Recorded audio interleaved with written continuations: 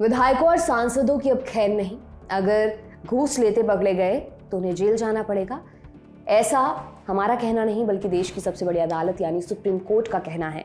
CJI Chandrachud की अध्यक्षता वाली संविधान पीठ ने ये ऐतिहासिक फैसला सुनाया है। पर बड़ी बात ये कि सुप्रीम कोर्ट ने अपने ही 25 साल पुराने फैसले को ओवररूल किया है, माने पलटते हुए ये फैसला दिया है और कहा अगर कोई भी विधायक या सांसद सदन में पैसे लेकर भाषण देता है, सवाल या फिर वोट करता है तो उसके खिलाफ भ्रष्टाचार का मुकदमा चलेगा।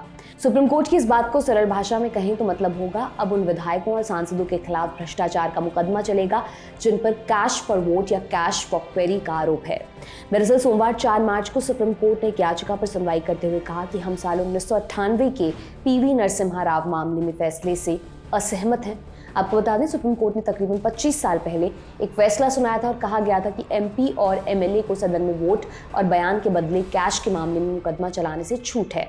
Chief justice DY Chandrachud, justice MM Sundresh, justice JB Pardiwala, justice Manoj Mishra, justice AS Bopanna, justice PS Narasimha और जस्टिस पीवी संजय कुमार की संविधान पीठ ने ये फैसला सुनाया। इन 7 जजों की संविधान पीठ ने कहा कि आर्टिकल 105(2) या 194(2) के तहत रिश्वतखोरी को छूट नहीं दी गई है क्योंकि रिश्वतखोरी में लिप्त सदस्य एक आपराधिक काम में लिप्त होता है। आपको थोड़ा पीछे लेकर चलते हैं और बताते हैं कि पूरा मामला क्या था।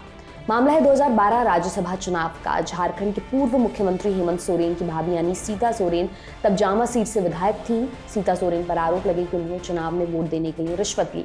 सीता सोरेन पर आपराधिक मामला दर्ज हुआ। उन्होंने हाईकोर्ट का दरवाजा खटखटाया और मामला रद्द करने की मांग की, मगर हाईकोर्ट ने उनकी अपील खारिज कर दी। 17 फरवरी 2014 के आदेश में रांची हाईकोर्ट ने आपराधिक मामले को रद्द करने से इनकार कर दिया। हाईकोर्ट के आदेश के खिलाफ सीता सोरेन सुप्रीम कोर्ट पहुंची। सीता सोरेन ने साल 1998 के फैसले का हवाला देते हुए कहा कि जिस तरह उनके ससुर को कानूनी कार्रवाई से छूट मिली थी, देश का संवैधानिक प्रावधान उन्हें भी सदन में हासिल विशेष अधिकार यानी प्रिविलेज के तहत कानूनी कार्रवाई से छूट देता है।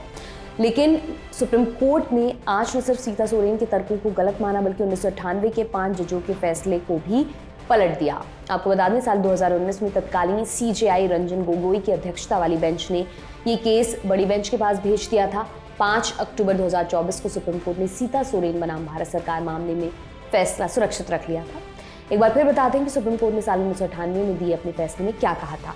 सुप्रीम कोर्ट ने कहा था कि एमपी और एमएलए को सदन में वोट और बयान के बदले कैश के मामले में मुकदमा चलाने से छूट है। अब उस केस के बारे में भी बताते हैं जिसका हवाला सीता सोरेन ने दिया था।